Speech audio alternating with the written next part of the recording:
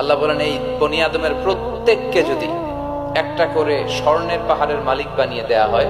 কিসের পাহাড় দেখছেন জীবনে? স্বর্ণের পাহাড়ের যদি মালিক বানিয়ে দেয়া হয়, আহাব্বা আইয়াকুনা লাহু ওয়াদিয়ান, একটা করে স্বর্ণের পাহাড়ের মালিক বানিয়ে দিলেও সে চাইবে কিভাবে আরো একটা স্বর্ণের পাহাড়ের মালিক হওয়া যায়। আচ্ছা, একটু বুঝে শুনে উত্তর করবেন। একটা স্বর্ণের পাহাড়ের মালিক যদি আমি হই, শুধু আমি কেন, আমার 14 পুরুষ এটাতে বিক্রি করে খেলেও কি শেষ করতে পারবো? তো আমার আরেকটা লাগবে কেন? আরেকটা দিয়ে আমি কি করব? স্বভাব। বিষ্ণুই বললেন সবশেষে হাদিসের শেষাংশে বললেন, ওয়ালাইয়ামলা আফাহু ইল্লা তুরাব, কবরের মাটি ছাড়া কোনো কিছুই মানুষের এই জিহ্বাটারে থামাতে পারবে না। চিৎকার করে বলেন ঠিক কিনা?